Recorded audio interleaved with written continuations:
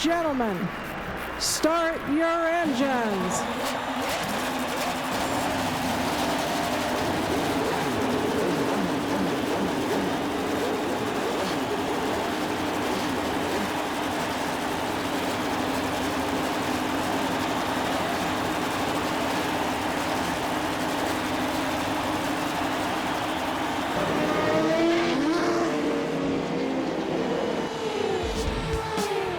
The 33 starters were charged down this 5/8 a mile straightaway, the 89th Indy 500. Reggie Miller will wave the green flag, and we're underway. A great start there, 3 wide, heading to turn number 1.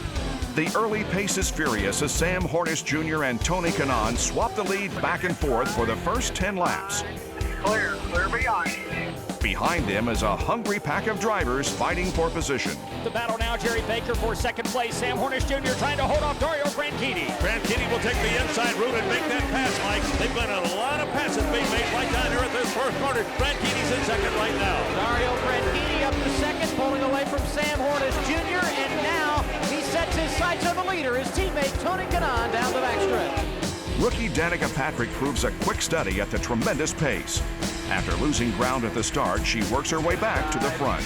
Elio Castroneves trying to hold off Danica Patrick. Outside, 2 outside, 2 outside, 1 outside, clear. Crash in the corner, crash in turn 1. We saw a great evasive piece of driving by Elio Castroneves and several drivers who dove to the inside to avoid that incident. Danica Patrick, another one who just did miss this race car. With over half a fuel run under their belts, nobody up front can afford to pass up the chance for fuel, tires, and for many, badly needed wing and chassis adjustments. The race moves to pit road. Who's going to be the first out under yellow? This is crucial right here. Tony Kanaan with an incredible pit stop. Kanaan is in and out in a hurry. A lickety split. Off of turn number 4, will complete 25 of 200 laps this time by. The leader is Tony Kanaan. Dario Franchitti runs second. Here comes Danica Patrick. She runs third and goes to the inside. Jerry Baker. Franchitti has the lead. For just a moment, she wanted to make a move. She will not get it done. It will be Franchitti out in front of the second turn. It's lap 26, and Kanaan finds himself chasing teammate Dario Franchitti. Farther back, Danica Patrick feels the heat from a wily Indy veteran. Buddy Lazier has moved his way to 4th. There's Patrick in the short chute. Boy, Buddy Lazier just took Danica Patrick to school. Kanaan shuffles his teammate to 2nd. But as the track stays green, back markers become part of the racing reality. And Sam Hornish Jr. with a dicey move takes the lead. He goes to the inside and gets around the AGR cars. While the action has been furious for the first 50 laps, one driver quietly begins making his presence felt. Mark James, you have been keeping your eye on Dan Weldon in that Jim Beam car. Yeah, he was in a nice battle with Elio Castroneves and Scott Sharp for that 8th, 9th, and 10th position. He worked his way around Elio in the short chute in the north end a couple of laps ago. Car handling very well in traffic. I still think Dan Weldon, your series points leader, will be a factor before this day is done. A quarter of the way to the checkered, and the race is running at close to record pace. On lap 56, the leaders start cycling through green flag pit stops, and a very different kind of Indy 500 history is made. Danica Patrick is in the number 1 position. Dan Weldon has raced his way into the top 10. His green flag pit stop is picture perfect as he continues his steady climb through the running order. Sam Hornish Jr. is the leader, and he is on rails right now. Last time by at 225.678 miles an hour in the number 6 Marlboro Team Penske Toyota-powered Dallara. With pit stops complete, leader Sam Hornish Jr. sets a blistering pace, stretching out to a 3-second lead over Tony Kanaan by lap 70. This historic day is shaping up like a walk in the park for the talented driver from Defiance, Ohio. But a lot can happen in 500 miles. We got a problem in turn 2. Let's go to Adam Alexander. A spin coming through turn number 2. It appeared to be the Bruno Junqueira machine. He lost it coming off the short chute, spun it into the outside wall, slid off the turn 2 banking, and now is sending it to the entrance to the back straightaway. Problems for Junqueira. Lap 77 in the 89th running of the Indianapolis 500. Bruno Junqueira's tangle with A.J. Foyt IV brings out the second caution of the day and forces a lengthy cleanup. Junquera earns a trip to Methodist Hospital, while Foyt limps home to his pit. We see all of the leaders come down pit lane. Let's go very quickly to Nicole Mansky. She is waiting on the Dan Weldon machine. It appears as though they were making a 4-tire change. The car is running good. They're taking on fuel, and that appears to be it. He will be out in just a matter of seconds. Sam Hornish Jr. is in. They made no changes this time. He is away in 8 seconds, and he will beat everybody on the pit road. Oh no, Danica Patrick problems. That machine appears to have stalled. They're losing lots of time. Indy's fastest rookie sits powerless in her pit as the rest of the field roars by. She has lots of work to do now. We're going to see her ability come to the fore, obviously. Danica Patrick falls all the way back to 16th. Weldon calls back to size up his situation. We're at P6. This pit lane is bloody slippery, so watch that next arm. We're back to green flag racing. Sam Hornish Jr. trying to hold off the 33 of Briscoe. That's a lap car, but it looks like Dario Franchitti will make a move in one. Well, Briscoe is going to lead that little pack, but it's still going to be, just as you pointed out, Mike, Briscoe trying to get his lap back in turn 2. Briscoe makes a valiant effort to get back on the lead lap. This is no back marker, and it adds to Hornish's challenge to maintain his lead. Now Tony Kanaan looks to the inside. Coming down the straightaway, he is battling Sam Hornish Jr. So as they run behind the lap car of Briscoe, here comes Tony Kanaan looking to the inside of leader Sam Hornish Jr. in turn number 1. Amidst the action, one former 500 champion Cinderella story ends with little fanfare in the pits. Something wrong with the coach on my car, guys.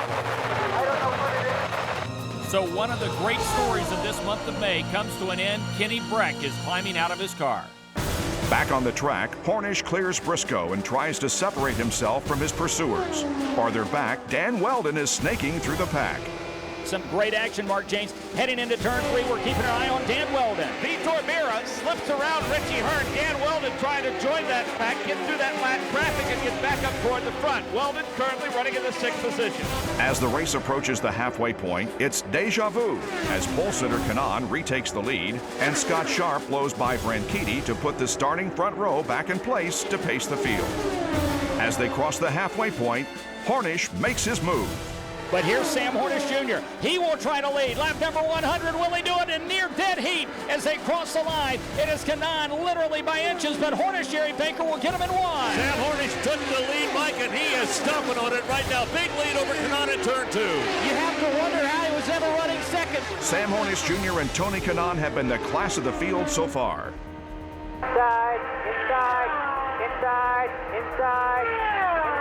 Inside, you're clear. The action slows on lap 114 for contact between Richie Hearn and Scott Dixon. When the green flag drops on lap 120, things really start heating up. Field coming out of turn 4, and the leader right now, Sam Hornish Jr., but they're spreading out. Tony Kanaan's going to the inside, and Kanaan's got help. He makes the move. Kanaan. Sam Hornish Jr. is going to slide all the way back to 3rd.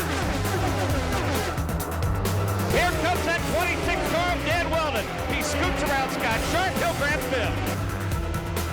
Dan Weldon has now made his way around Vitor Mira, Cristaneri. In 4, 3 of the top 4 from Andretti Green. It's Kanaan, Franchitti, then Hornish, and on the move is Dan Weldon. Dario Franchitti going to go to the inside of the 11 car. It's Franchitti. He's got the edge in 1. I think, Mike, this may be the first time he's led the day, but if not, he is strong out. He is pulled out in front of the battles for second. Dario Franchitti to the point and stretching away. Dan Weldon having quite a battle with Sam Hornish Jr. for 3rd. They're side by side, south end of the track. Oh, so close. Look at that racing. By lap 128, Andretti Green Racing holds the top 3 positions, and Dan Weldon is running some of the fastest laps of the race. Farther back in 13th, Danica Patrick is fighting her own car to get back what she gave up after stalling in the pits. Close call for Danica Patrick and Koski Matsura on the racetrack. Very close call. Good hang on. The race enters its final chapter, and everybody turns it up a notch. Got a challenge for the lead again. Dario makes a move, so he goes to the inside. Franchitti takes the lead on lap 135. Look at all the traffic in turn 1. 3 wide, almost 4 wide. 3 wide now over in turn 2. Keep it on Danica Patrick. That car looking pretty loose on the track. Watching that car wiggling quite a bit out there. Watch that 16 car. She's 11th right now. 11th. No one's holding back now. Every driver is looking for an advantage, running right to the edge. Oh, and watch Sebastian Bourdais and Sam Hornish Jr., Jerry Baker, side by side in one. And they almost touch Mike in the apex of dirt, and they do!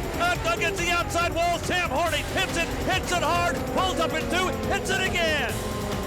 His promising day is done. Is he okay? Is he okay there?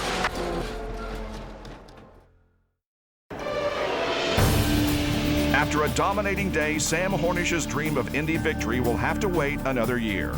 But Hornish's departure opens the door for new players to take the stage. Weldon just now comes to a stop. Pulls in front of him. It's fuel all around. Right side tires for Weldon. Looks like left side tires as well now. Holding on the fuel nozzle. They spray it with water and he's away. A very quick 9-second stop. Dan Weldon got out first, followed by Vitor Mira. A great stop for the 2016. With over 3/4 of the race in the record book, all 6 rookies are still on the course. But that's about to change as Danica Patrick continues her star-crossed day. Keep tight, keep tight, keep tight, keep tight. Green.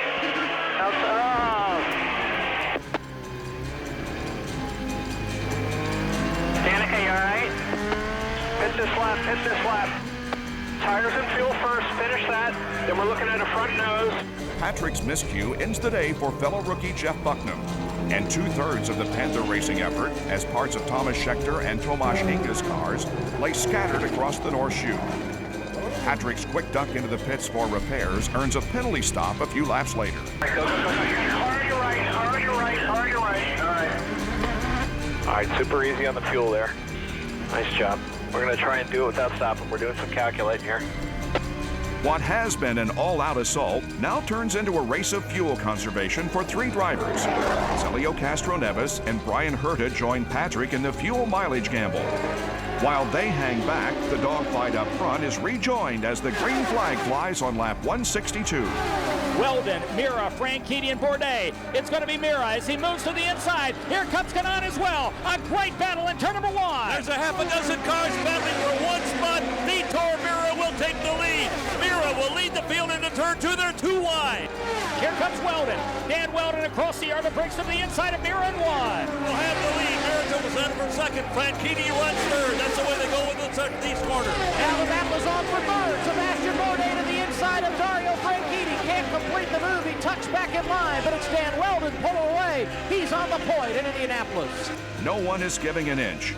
But as the incredible pace continues, the cars that gambled on fuel mileage can only hope for a break. A yellow flag on the course. It's the 24 car of Roger Yasukawa.